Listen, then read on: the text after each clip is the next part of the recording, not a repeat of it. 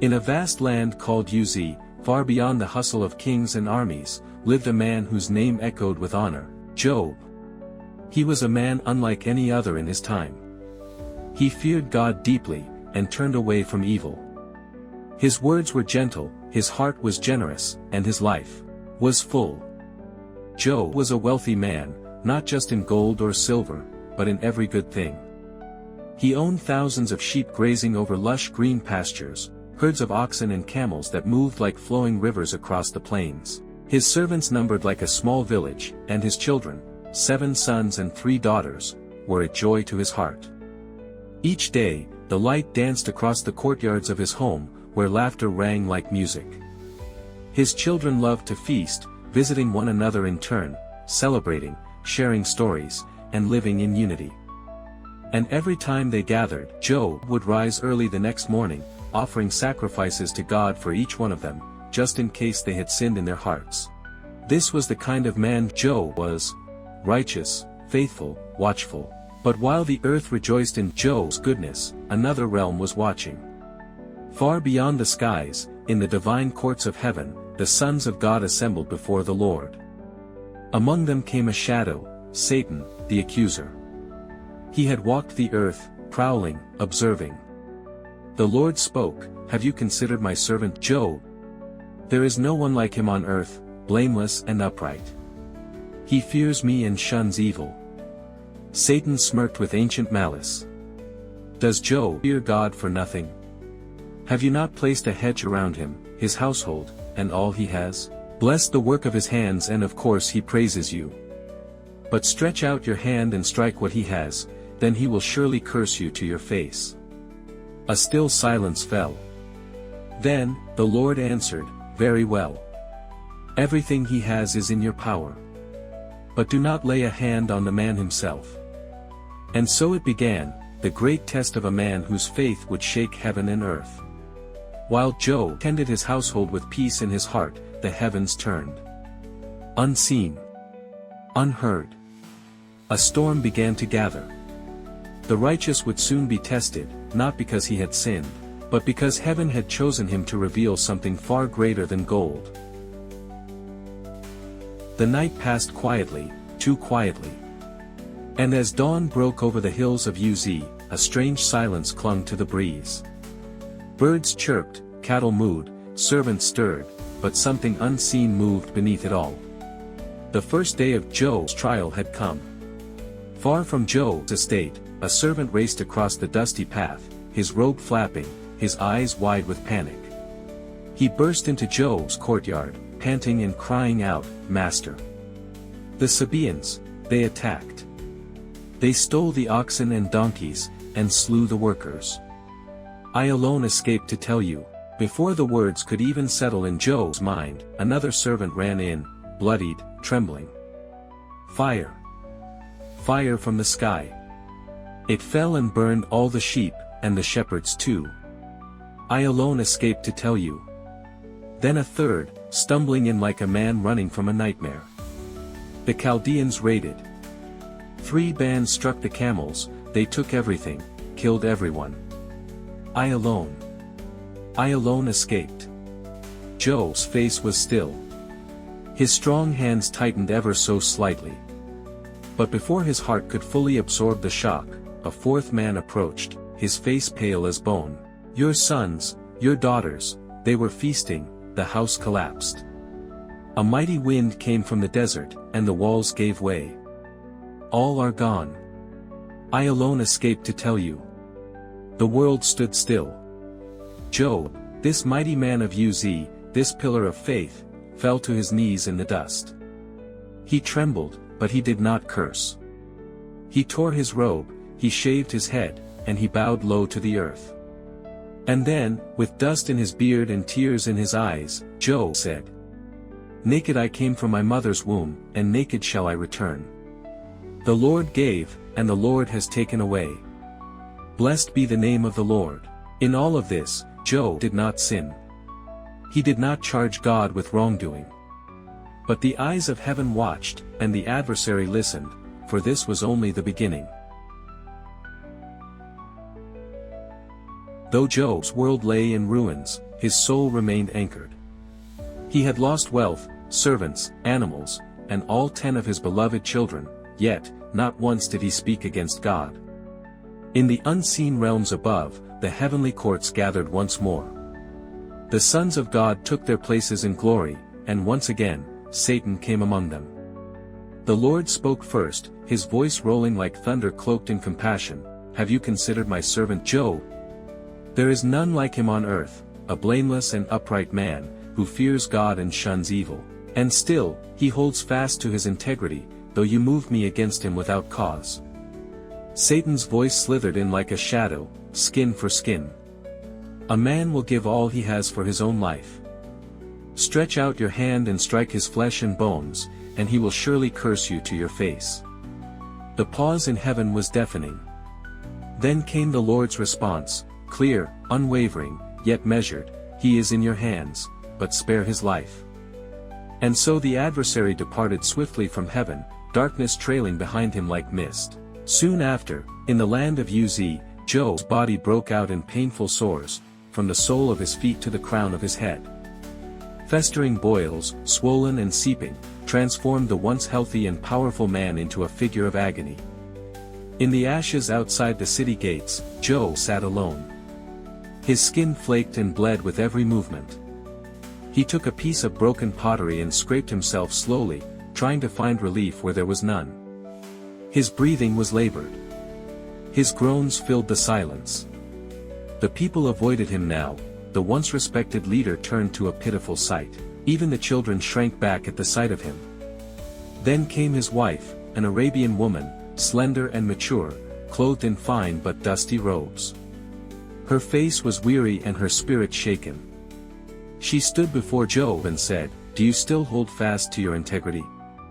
Curse God and die." But Job, lifting his gaze from the dust, looked at her with gentle eyes and a pained smile. He answered, "Shall we accept good from God, and not trouble?" And in all this, Job did not sin with his lips. And so, as the days passed and the sun continued its rise and fall across the sky, Job remained seated among the ashes. The dust became his companion. His skin, covered in sores, cracked and wept. The man who once commanded great respect now lay abandoned, a monument of pain and perseverance. But news of Job's condition spread far beyond the borders of his land.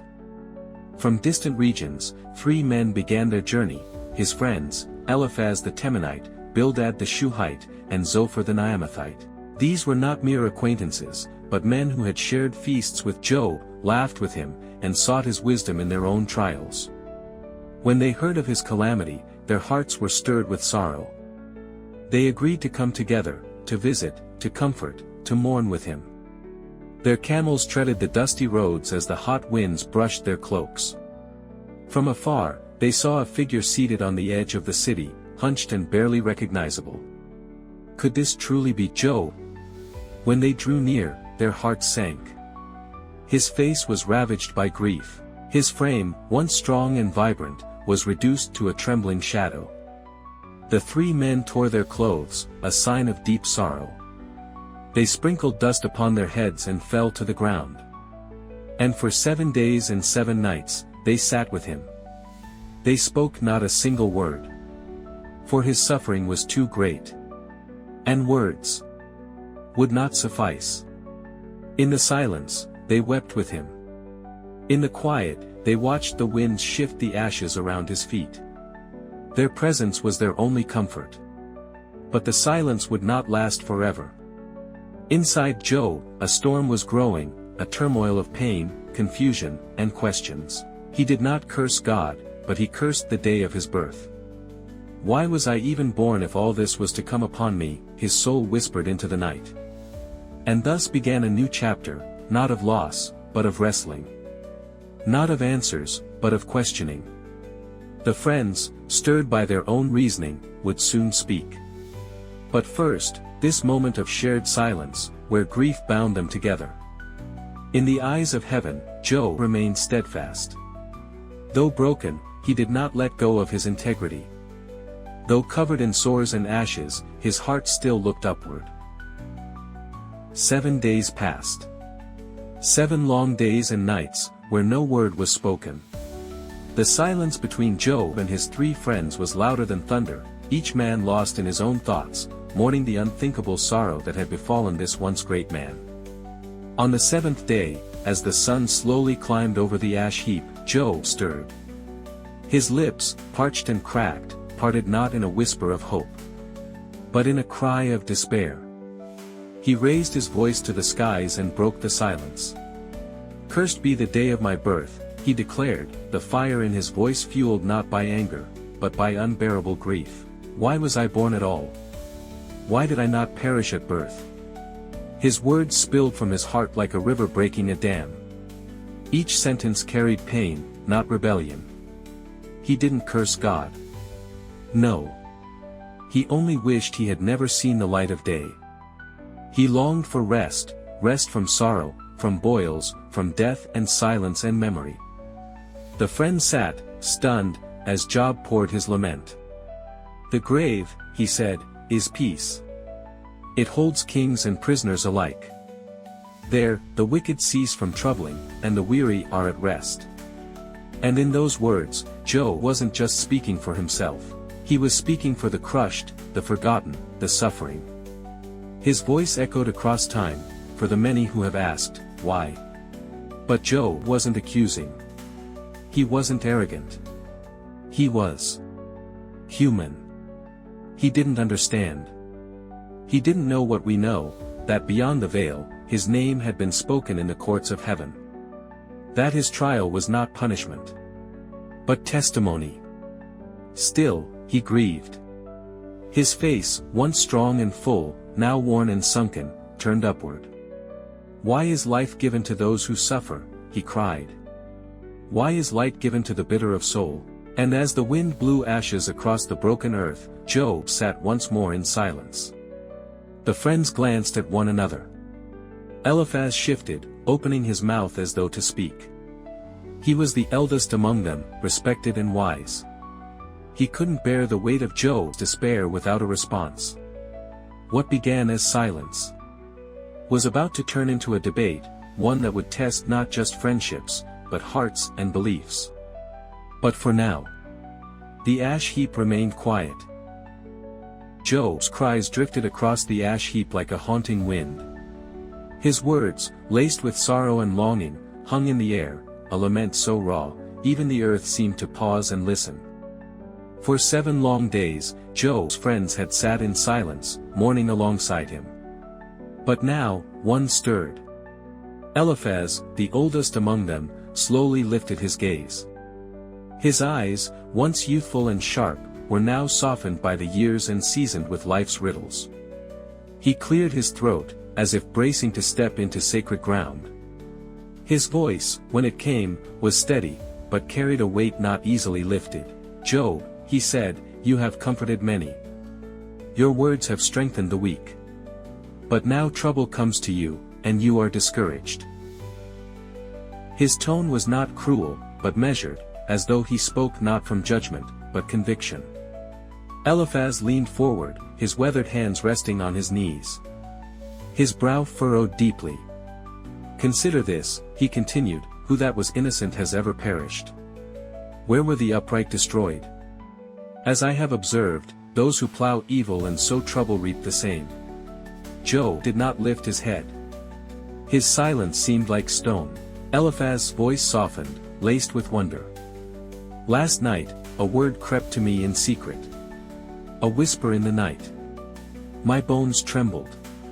A spirit glided past me, and the hair on my body stood still." His eyes now gazed beyond the visible, as if replaying the vision. It said, "Can a mortal be more righteous than God? Can a man be more pure than his Maker? Even his angels he charges with error. How much more those who dwell in houses of clay?"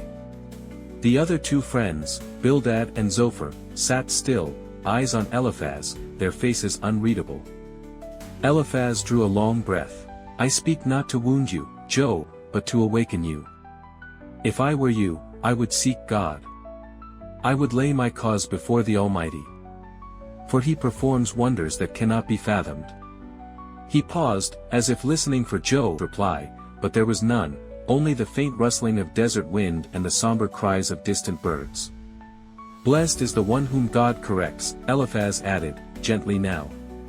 Do not despise the discipline of the Almighty. For though he wounds, he also binds.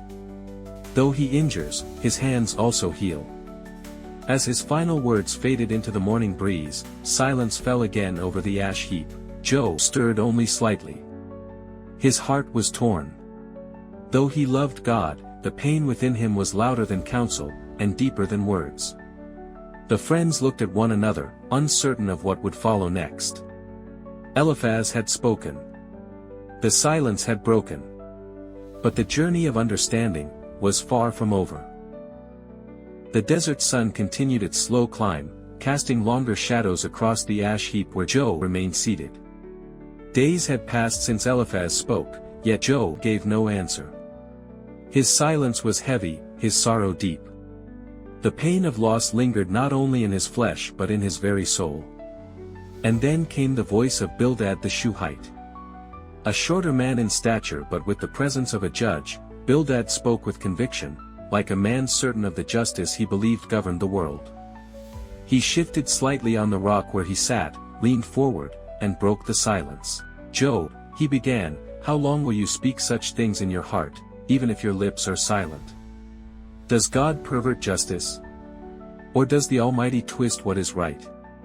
His voice was stern, a contrast to Eliphaz's gentleness. His words were cutting. If your children have sinned against him, he said, he gave them over to the consequences of their rebellion. Job remained still. His eyes closed. His hand gripping the shard of pottery never moved.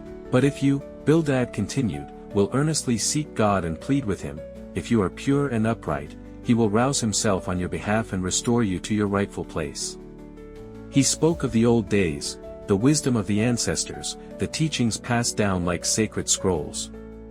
Ask the former generations, he said, for we were born yesterday and know nothing. They will teach you. And as Bildad finished, there was a brief silence once again. But Zophar the Naamathite, young and brimming with zeal, could no longer hold his tongue. His words were sharp, like fire dancing on dry thorns. Should your babble go unanswered, Job, he snapped. Should we remain silent while you justify yourself? He stood now, hands clenched as he looked down at the suffering man before him. You claim your teaching is pure, that you are clean in God's sight. Oh, how I wish God would speak, open his lips against you. His voice rose with the heat of his passion. Know this, God exacts from you less than your guilt deserves. The words fell like heavy stones into the ash. Can you fathom the mysteries of God? Zophar continued. They are higher than the heavens, deeper than the grave, broader than the earth. Then, softening just slightly, he added, if you devote your heart to him, stretch out your hands in prayer, put away the sin that's in your hand, then, surely, your life will shine brighter than the noonday. But Job said nothing still. His eyes stared beyond them, beyond the ash heap, beyond their rebuke. Into a silence where only he and God could dwell. The desert wind howled faintly through the silence, a silence weighed down not just by dust, but by judgment. Job sat unmoved, still upon the ash heap, as the words of his friends lingered like arrows in his chest. Bildad had spoken of justice. Zophar had accused without restraint. But now Job would speak. He lifted his face, not in pride, not in defiance, but in raw, battered honesty. His voice, hoarse and rough like cracked stone, echoed through the stillness. How long will you torment me and crush me with words? He began, not with anger, but with the pain of betrayal. 10 times now you have reproached me, are you not ashamed to wrong me? He stared directly at Zophar, and then at the others, his eyes sunken but burning with truth. If it is true that I have erred, my error remains my concern alone. The wind grew stronger, kicking up grains of ash around his bare feet, as though creation itself listened in grief. If indeed you exalt yourselves above me and use my humiliation against me, then know this, God has wronged me. He has drawn his net around me. The friends sat frozen. For the first time, they saw a man beyond his sores, beyond the dirt. They saw a soul, naked, bruised, pleading not for sympathy, but for understanding. Job stretched out his hands, pointing to the heavens. Though I cry, violence, I get no response. Though I call for help, there is no justice. His voice cracked, his body trembling from exhaustion. He has blocked my way so I cannot pass. He has shrouded my paths in darkness, stripped me of my honor, uprooted my hope like a tree. He paused, swallowing back the anguish. He has made me a byword to everyone. Men spit in my face. My breath is offensive to my wife, even little boys scorn me. Job turned slightly, his eyes drifting toward the barren horizon. Have pity on me, have pity, my friends, he pleaded, for the hand of God has struck me. Why do you pursue me as God does? Will you never get enough of my flesh? The desert grew still again, as if stunned by his honesty. But then, Job sat up straighter. Something shifted. Oh, that my words were recorded, he cried. That they were written on a scroll, engraved with an iron tool on lead, forever. His voice strengthened with each word, and for the first time since his suffering began, a glimmer of hope returned to his eyes. I know that my Redeemer lives, and that in the end, he will stand on the earth. And after my skin has been destroyed, yet in my flesh I will see God, I myself will see him with my own eyes, and not another. How my heart yearns within me. A powerful silence followed. Even the wind dared not stir. Job's face, though scarred and weary, shone with the faint glow of faith. The kind of faith that stands, not because of comfort, but in spite of pain, not because of answers, but in pursuit of a God who remains silent, and yet remains. The friends said nothing. There were no more rebukes. For the first time, they had heard Job, not the man on the ash heap, but the man of unwavering hope. And above the barren hills, the sun began to fall, painting the sky with the colors of redemption still unseen, but believed. The wind howled through the barren land, but this time, it carried something more, something divine. Job sat silently, broken in body, but still burning with questions. The air around him shifted. The sky, once calm, began to tremble. Dark clouds swirled like smoke around a holy storm, and out of it, the voice of the Almighty roared like thunder. Who is this that darkens counsel with words without knowledge? The voice boomed across the heavens, and Job trembled. He had waited for an answer, but this was more than he expected. God spoke from the whirlwind, not to crush Job, but to open his eyes. He asked him, "Where were you when I laid the foundations of the earth?" And as each question fell from the heavens like lightning, Job began to see how vast, how mighty, and how beyond comprehension the Creator truly was. Job listened as God painted pictures of galaxies and oceans, lions and ravens, constellations and morning stars, all creations he could not command, yet each one known and formed by the voice now speaking to him. The friends who had tried to explain God now lowered their heads. They had spoken much, but heard nothing. Now they felt the weight of truth. And Job? He bowed low in the dust, his sores still burning, his heart still grieving, but his soul finally at peace. I spoke of things I did not understand, he whispered, things too wonderful for me to know. He no longer demanded answers. He had seen the one who holds all answers. And in that moment of surrender, a light pierced the darkness. Not the light of healing yet, not of wealth or family returned, but the light of knowing God. Of trusting even in mystery. Of resting in the hands that made the stars. The whirlwind slowed. The voice faded. And Job remained on the ash heap, not the same man who had cursed the day of his birth, but one reborn in wonder and awe. And so, as the whirlwind of God's voice faded into stillness, a new silence rested upon the land, one not of despair, but of reverence. Job sat on the ashes, head bowed, a heart once shattered now filled with understanding. He had not received answers to every question, but he had encountered the Almighty, and that was enough. Not far from him stood his 3 friends, shaken and trembling. Their once proud arguments now felt like dust in their mouths. And God, in his justice, turned to them, not with wrath, but correction. He spoke to Eliphaz, saying, "You have not spoken what is right about me, as my servant Job has. So go, bring offerings, and let Job pray for you. I will hear his prayer." The men obeyed, humbled. And Job, with the very hands once raised in agony, now stretched them forward in forgiveness. He prayed for them, not as a man still in pain, but as a man transformed. And God, seeing Job's heart, accepted his prayer. Then began the great turning point. From the heavens, blessings flowed like rivers into dry land. Job's sores healed.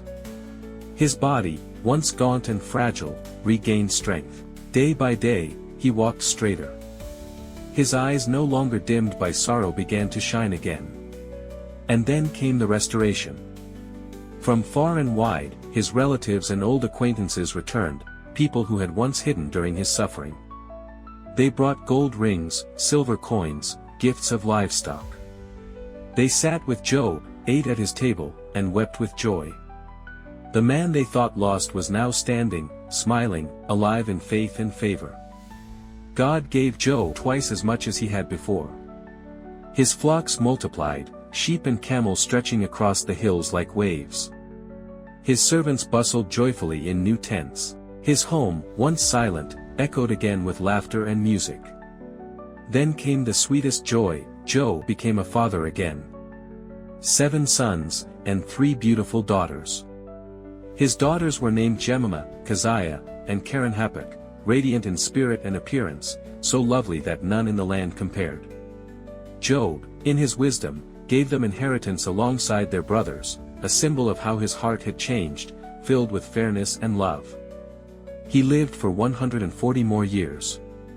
He saw his children, and their children, and even their children's children, generations blessed by the legacy of a man who once lost everything, but never lost faith.